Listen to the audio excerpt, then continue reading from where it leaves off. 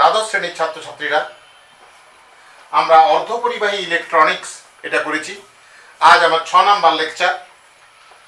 দেখো, তার আগে আমরা বলতে চাই যে প্রতীকগুলো আমরা ডায়োডের প্রতীক দিয়েছিলাম, খেয়াল করো একটু। এই ডায়োড, পিএন সংযোগ ডায়োড, এটাকে এইরকম করে দিয়েছিলাম, তখন হলো জেনার ডায়োড। তারপর ডায়োড যখন আলো নিঃসরণ করছে, এটা কি লেড, এলইডি। যখন ডায়োড আলো পড়লে ইলেকট্রিক দিচ্ছে, আলোক শক্তি থেকে তড়িৎ শক্তি, তখন এটা কি হয়েছিল? ফটোডায়োড। ট্রানজিস্টার, ট্রানজিস্টারে আমরা প্রতীক দেখিয়েছিলাম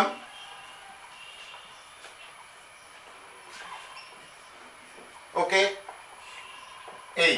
এটা হচ্ছে কালেক্টর, এটা বেস, এটা এমিটার, এইটা হবে এনপিএন, এনপিএন। আর যদি তীর চিহ্নটা ভিতরের দিকে ঢোকাও তখন হবে পিএনপি। আমরা এবারে ট্রানজিস্টারকে কমন এমিটার মোডে যোগ করে একটা সার্কিট, তোমাদের 2 মার্কসের একটা কোশ্চেন পড়ে ক্লাস 12-এ, কমন এমিটার মোডে ট্রানজিস্টারকে যোগ করে একটা সার্কিট তৈরি করব। দেখো, ট্রানজিস্টারের আমি আগেই বলেছি গত লেকচারে যে ইনপুট দিকটা সব সময় ফরওয়ার্ড বায়াসে থাকে এবং এই দিকটা থাকে রিভার্স বায়াসে। তো আমরা এখানে একটা রিওস্ট্যাট দিচ্ছি। রিওস্ট্যাট মানে পরিবর্তনশীল রোধ। আকার সিস্টেমটা একটু দেখে নাও, ভেরি গুড। এখানটায় আমরা একটা মিলি এম্পিয়ার মাপার জন্য অ্যামিটার দিচ্ছি। এখানে ভোল্টেজ মাপার জন্য ভি কি মাপবে আমি বলবো। এদিকে একটা আমরা মাইক্রো এম্পিয়ার মাপার জন্য এখানে আইবি মাপবে, এখানে আইসি মাপবে। আর এটাও একটা রিওস্ট্যাটের মধ্যে যোগ করে দাও। এবার পুরো সিস্টেমটাকে আমরা আর্থিং করে দিচ্ছি। আচ্ছা, দেখো, আমি এটাকে করেছি এনপিএন। এনপিএন মানে তীর চিহ্ন এখানে হয়েছে, তীর চিহ্ন এখানে হলে আইসি এবং আইবি কে তুমি ভিতরের দিকে ঢুকিয়ে দাও। এই ভোল্টেজটা মাপার জন্য আরেকটা ভোল্টমিটার। এ কি মাপবে? এ মাপবে বেস ইমিটার ভোল্টেজ ভিবিই। এ মাপবে কালেক্টর ইমিটার ভোল্টেজ। উভয় দিকে ইনপুট এবং আউটপুট উভয় সার্কিটের আমার ইমিটারটা কমন আছে, এই জন্য কমন এমিটার। যাই হোক, এবার দেখো, এটা মাপবে ভিসিই। এবার এই দিকটা ফরওয়ার্ড বায়াসে, মনে রাখবে এটা পজিটিভ, অতএব এখানে যে ব্যাটারিটা দেবে পজিটিভ দিয়ে দিলে, পজিটিভকে পজিটিভ দিলে তবে তো ফরওয়ার্ড বায়াস হবে। এই দিকটা রিভার্স বায়াস, পজিটিভ দিয়ে দাও। এটা একটু বেশি সংখ্যক ব্যাটারি ব্যবহার করতে হয়, আর কিছু না। মানে এটা হাই টেনশন ব্যাটারি এবং এটা লো টেনশন ব্যাটারি। তোমরা রিওস্ট্যাটটাকে এইভাবেও ব্যবহার করতে পারো, এইভাবে পরিবর্তনশীল রোধ ব্যবহার করতে পারো, বা আরেকটা সিস্টেম করতে পারো, এই সার্কিটটা পুরো বন্ধ করে দিয়ে এখানে একটা ব্যাটারি তো পজিটিভ লাগবেই, এটা এইরকম দিয়ে দাও। এটা একটা ভালো সিম্বল। মানে আমি বলতে চাইছি এরকমও করতে পারো, এখানে ব্যাটারি যোগ করে দাও, এটা বাদ দিয়ে একটা battery, high voltage battery, high tension battery যোগ করে দাও, ভেরি গুড। আর এটা এরকম করে দাও, মানে রিওস্ট্যাট যুক্ত হয়ে গেল। এটা হলো আমার এনপিএন এর জন্য। যদি পিএনপি ট্রানজিস্টরের জন্য হয়, পিএনপি, তখন তীর চিহ্ন কি হবে? চেঞ্জ হবে, ভিতরের দিকে ঢুকবে। যেই এটা ঢুকবে সঙ্গে সঙ্গে এইটা দুটো বেরোবে। আমরা গত ভিডিওতে পড়েছিলাম আই সমান আইসি প্লাস আইবি। আচ্ছা, এইখানে বায়াসিংটা শুধু চেঞ্জ হয়ে যাবে। মানে এটা এন হয়েছে, এই দিকটা ফরওয়ার্ড বায়াসে রাখবে, অতএব এই দিকটাতে নেগেটিভ দেব, এই দিকটায় পজিটিভ। এটা শুধু বায়াসিংটা চেঞ্জ হয়ে যাবে, negative negative positive, negative positive, negative positive, এই এবং এই রিওস্ট্যাট যুক্ত। এই গেল সার্কিট। এরপরে এই ট্রানজিস্টরের ইনপুট ক্যারেক্টারিস্টিক্স, আউটপুট ক্যারেক্টারিস্টিক্স, এই কতগুলো 3টে ক্যারেক্টারিস্টিক্স এবং মিউচুয়াল ক্যারেক্টারিস্টিক্স। প্রথমে আমরা আলোচনা করব মিউচুয়াল ক্যারেক্টারিস্টিক্স। মিউচুয়াল ক্যারেক্টারিস্টিক্স এর দিকে দেখো, মিউচুয়াল ক্যারেক্টারিস্টিক্স। দেখো এইটার পরিবর্তন হলে আইসির পরিবর্তন হলে আইবির পরিবর্তন হলে আইসির পরিবর্তন হবে, আইবির পরিবর্তন হলে আইসির পরিবর্তন হবে একটা স্থির মানের ভিসির জন্য। তার মানে আইবি এবং আইসির লেখচিত্র স্থির মানের জন্য, ব্যাস এটা হচ্ছে মিউচুয়াল ক্যারেক্টারিস্টিক্স। এরপরে চলে এসো, ওটা মূলবিন্দুগামী সরলরেখা হবে। এরপরে হচ্ছে ইনপুট ক্যারেক্টারিস্টিক্স। ইনপুট ক্যারেক্টারিস্টিক্স দেখো আমরা যদি ভিবির পরিবর্তন করি, মানে বেস ইমিটার ভোল্টেজ যদি আমরা পরিবর্তন করি তাহলে আইবির পরিবর্তন হবে, সঙ্গে সঙ্গে কিন্তু এটারও পরিবর্তন হবে। ঠিক আছে, আমি আগের দিন বলেছিলাম যে ট্রানজিস্টর, আমরা যে ডায়োড পড়েছি, এই ডায়োড হচ্ছে অ্যাক্টিভ ডিভাইস। অ্যাক্টিভ ডিভাইস মানে একে সরাসরি বায়াসিং করো, রেখে দাও, যোগ করো, সার্কিটে কাজ করবে। কিন্তু এখানে সমস্যাটা হচ্ছে, এটা হচ্ছে transistor is a passive device. Passive device মানে শুধু একটার উপর ভোল্টেজ দিলে হবে না, দেখো এখানেও একটা ভোল্টেজ লাগছে, মানে একটার উপর আর একটা নির্ভরশীল ডিভাইস এটা, সেই জন্য এটাকে প্যাসিভ ডিভাইস বলছে। দেখো আমরা যদি এটাকে চেঞ্জ করি তাহলে আইবির চেঞ্জ হবে, অবশ্যই আইসিরও পরিবর্তন হবে, মানে ভিসির পরিবর্তন হয়ে যাবে। তার মানে যদি আমরা ভিসির পরিবর্তনটাকে স্থির রেখে দিই, ভিসিটাকে স্থির রেখে দিলাম, ভিসি স্থির, ভিবির পরিবর্তনের জন্য আইবির পরিবর্তনের যে লেখচিত্র তাকে বলা হচ্ছে input characteristics. Why it is called input? Input, এটা ইনপুট সার্কিটের, এটার পরিবর্তনের জন্য এটা, এই দিকটা ইনপুট, এই দিকটা আউটপুট, এটার পরিবর্তনের জন্য এটার পরিবর্তন। ওকে, বোঝাতে পেরেছি?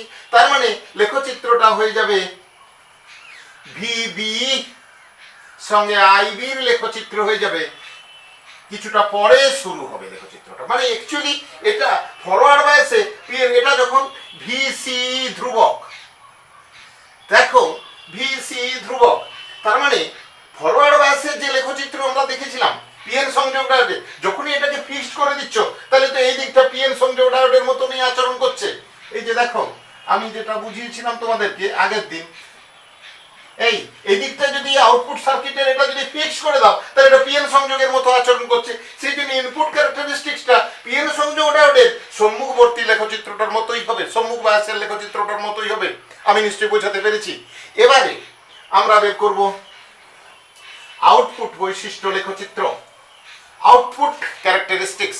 আউটপুট ক্যারেক্টারিস্টিক্স নিশ্চয়ই বুঝতে পারছো, এইটার পরিবর্তন হলে এটার পরিবর্তন হবে, অটোমেটিক কিন্তু আইবিরও পরিবর্তন হবে, কিন্তু আইবিকে একটা নির্দিষ্ট জায়গায় স্থির রাখো।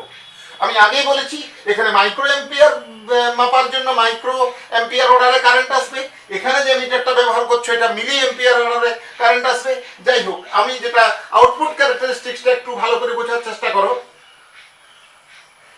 এটা আমরা বলছো ভিসি ভার্সেস আইসি, ভিসি ভার্সেস আইসি। যখন আইবি ধ্রুবক, যখন আইবি কনস্ট্যান্ট, লেখচিত্রটা অনেকটা এরকম হয়। সরি, এই একটা মিনিট, এখানে যখন আইবি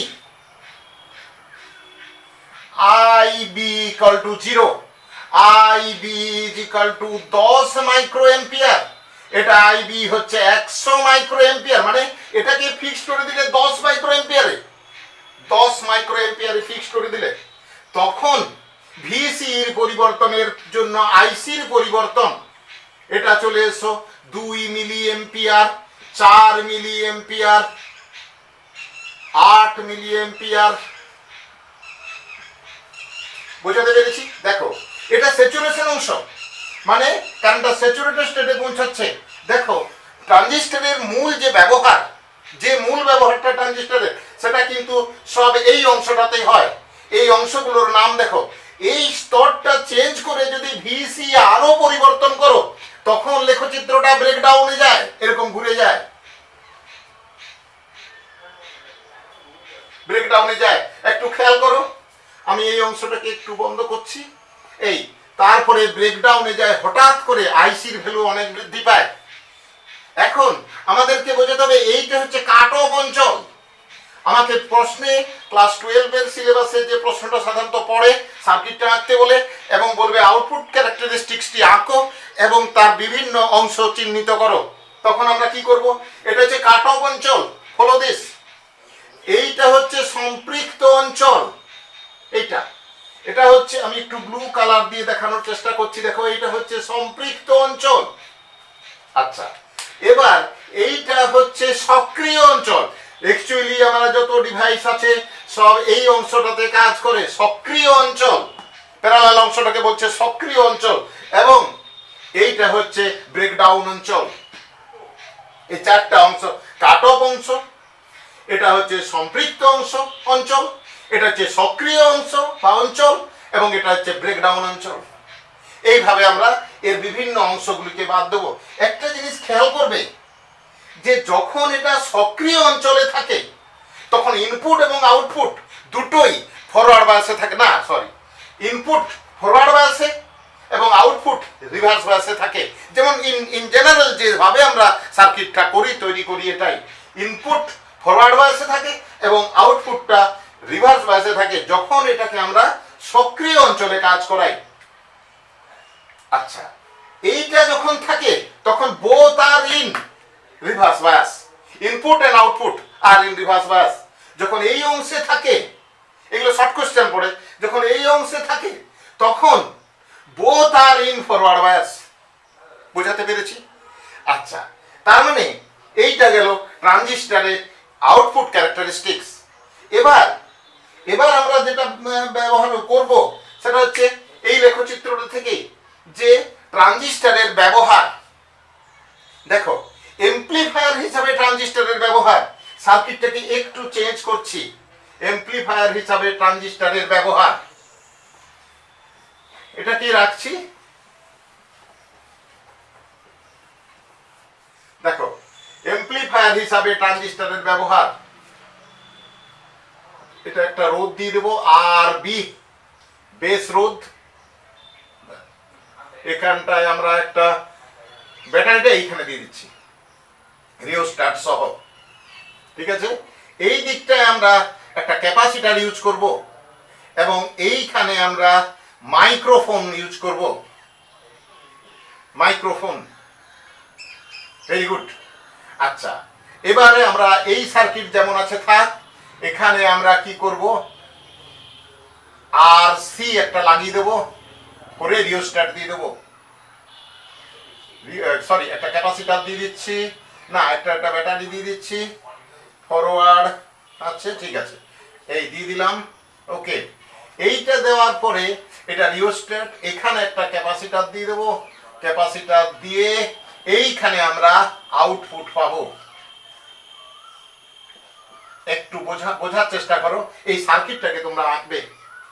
এই সার্কিটটাকে আঁকার পরে এটা একটু চেঞ্জ করবে, এটা মাইনাস করবে আর এইটাকেও মাইনাস করবে।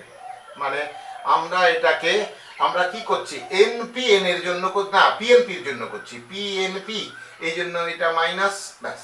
ওকে, ভেরি গুড। এবার ওকে, আমরা দেখো ক্যাপাসিটার দুটো ব্যবহার করেছি।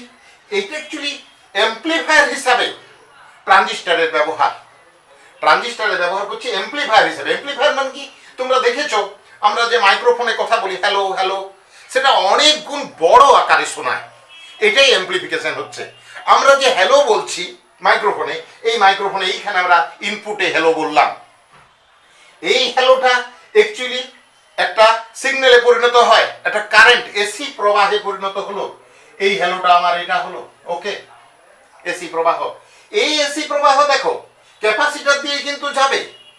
এসি ডিসি প্রবাহ ক্যাপাসিটার বন্ধ করে দেয়, এসি প্রবাহকে পাস করে। তার মানে এই এসি প্রবাহ ক্যাপাসিটার দিয়ে বেসে চলে গেল। Very good. এখানে দেখো ব্যাটারি দিয়েছি আমি, এটা ডিসি ব্যাটারি। এই ডিসি ব্যাটারি কখনো এদিকে আসতে পারবে না, এই জন্য ক্যাপাসিটার দেওয়া আছে, এদিকে আসতে পারবে না, ও এদিকেই যাবে।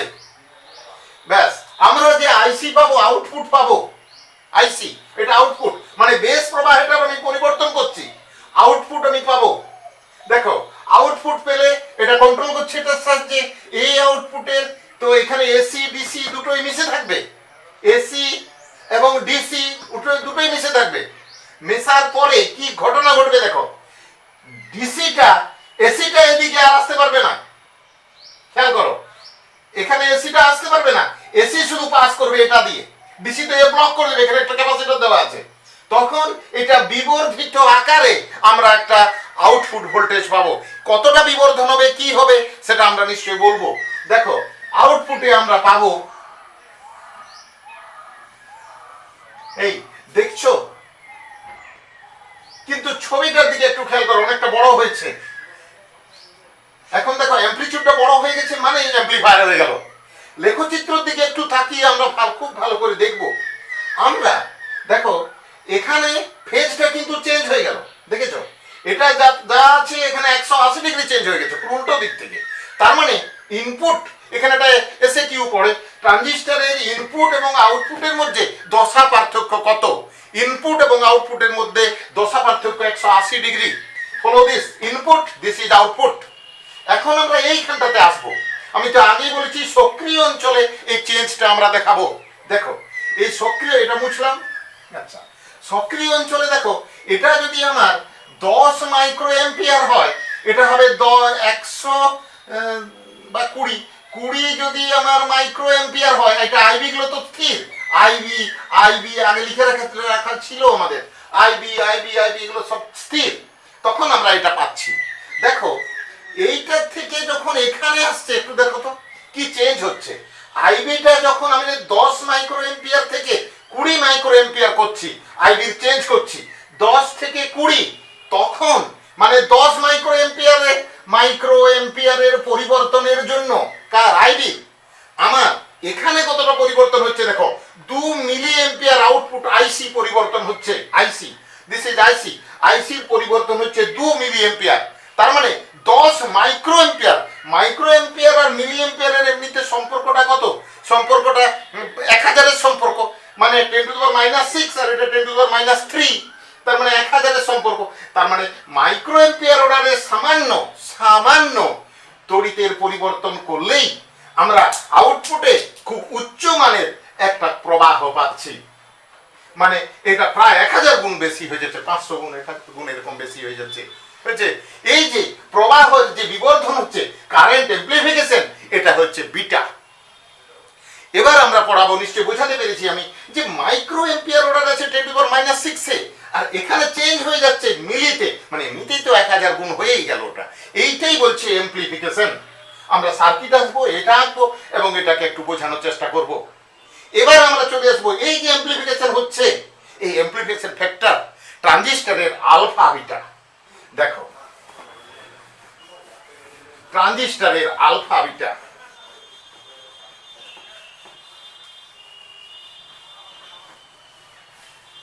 ট্রানজিস্টরের আলফা বিটা। দেখো আমরা এখানে যে ছবিটা আঁকা ছিল বিটা এসি, এটা হয়ে যাচ্ছে del IC by del IB.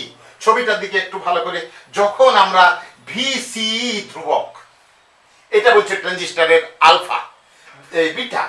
তার মানে আইবির পরিবর্তনের জন্য ইনপুটের, দেখো আইবির পরিবর্তনের জন্য আইসির পরিবর্তন হচ্ছে।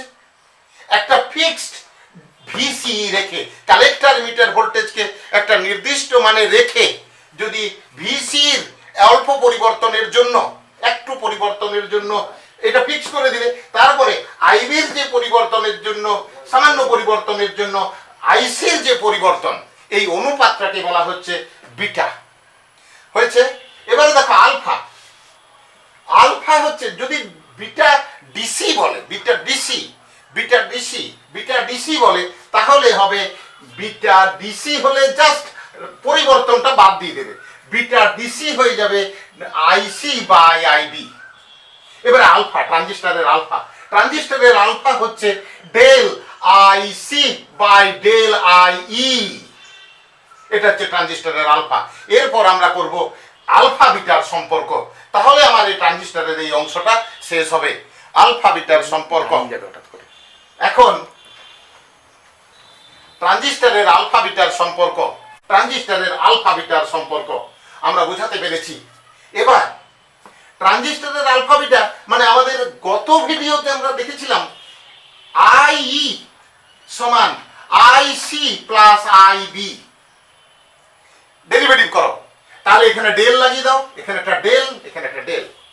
এরপরে কি করবে, তুমি আইসি দিয়ে ভাগ করে দাও, তাহলে del I E by del I C সমান এটা 1 হয়ে যাবে plus del I B by del I C. তার মানে del I E by del I C এই যে এটা হচ্ছে 1 বাই আলফা সমান 1 plus del I B by del I C মানে 1 বাই বিটা। তার মানে 1 বাই বিটা সমান 1 বাই আলফা বিযুক্ত 1 আলফা 1 বাই বিটা সমান 1 বাই আলফা বিযুক্ত 1 তার মানে 1 minus alpha by alpha beta is equal to alpha by 1 minus alpha.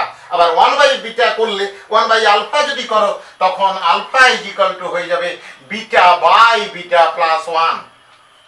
এই ট্রানজিস্টরের আলফা বিটা একটু খেয়াল করবে, আলফার মানটা 0.995 খুব ভালো ট্রানজিস্টরের জন্য একের থেকে সামান্য কম হয় এবং খুব ট্রানজিস্টরের জন্য বিটার ভ্যালুটা কিন্তু 1 অপেক্ষা বেশি হয়, ওই 99.5 এই টাইপের হয়। এগুলো খেয়াল করবে, এই অঙ্কগুলোকে করবে, বুঝেছে? এর ছোট ছোট প্রবলেম পড়ে, আলফা দেওয়া থাকবে বলবে বিটা কত, বা বিটা দেওয়া থাকবে বলবে আলফা কত, ডেল আইসি বা ডেল আইবি কোনো একটা দেওয়া থাকবে, আই প্লাস আইসি, এগুলো ভালো করে খেয়াল করবে। এই ভিডিওটি যদি ভালো লাগে থাকে অবশ্যই আমার চ্যানেলটি সাবস্ক্রাইব করবে, কমেন্ট করবে এবং লাইক করবে। Thank you.